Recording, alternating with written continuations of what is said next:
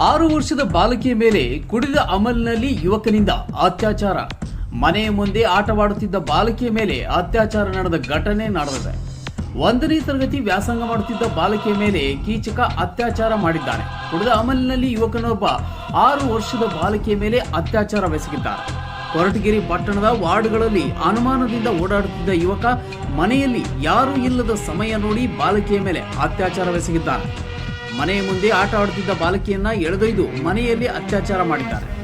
ಬಾಲಕಿ ಕಿರುಚುವುದನ್ನ ಕಂಡು ಅಕ್ಕಪಕ್ಕದ ಮನೆಯವರು ಸ್ಥಳಕ್ಕೆ ದೌಡಾಯಿಸಿದ್ದಾರೆ.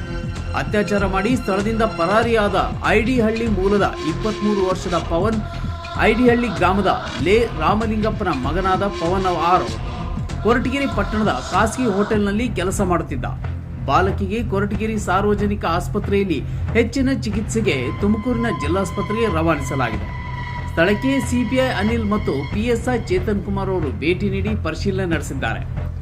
ಆರೋಪಿಯು ಮಧುಗಿರಿ ತಾಲೂಕು ಐಡಿಹಳ್ಳಿ ಗ್ರಾಮದ ಪವನ್ ಎಂದು ಹೇಳಲಾಗುತ್ತದೆ. ಆರೋಪಿ ಪವನ್ಗೆ ಕಠಿಣ ಮರಣದಂಡನೆ ಶಿಕ್ಷೆಗೆ ಸ್ಥಳೀಯರು ಆಗ್ರಹಿಸಿದ್ದಾರೆ. ಕೊರಟಗೆರೆ ಪೊಲೀಸ್ ಠಾಣೆಯಲ್ಲಿ ಪೋಕ್ಸೋ ಕಾಯ್ದೆಯಲ್ಲಿ ಪ್ರಕರಣ ದಾಖಲಾಗಿದೆ. ಮಂಜುಸ್ವಾಮಿ ಎಂಎನ್, ಕೊರಟಗೆರೆ. ಇದು ಸುವರ್ಣ ಟೈಮ್ಸ್, ನೇರ ನುಡಿ, ಕನ್ನಡದ ಧ್ವನಿ.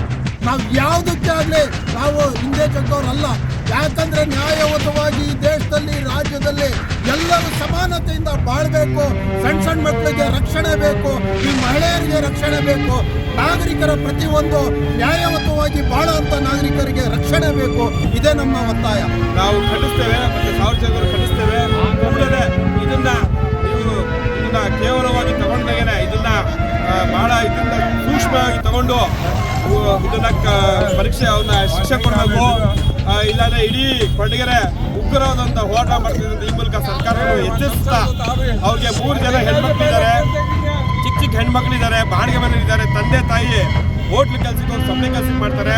ದಯಮಾಡಿ ಸರ್ಕಾರ ಕೂಡಲೇ ಆ ಮಗು ಭವಿಷ್ಯ ಹಾಳಾಗಿ ಹೋಗಿದೆ. ಈಗ ದಯಮಾಡಿ ಮಗುಗೆ ಈಗ ಅವ್ರಿಗೆ ಮುಂದಿನ ದಿನಗಳಲ್ಲಿ ಶಿಕ್ಷಣಕ್ಕೆ ಮತ್ತೆ ಏನು ಪೋಷಣೆಗೆ ಸರ್ಕಾರ ಒಂದು 20 ಲಕ್ಷ ಪರಿಹಾರ ಕೊಡಬೇಕು.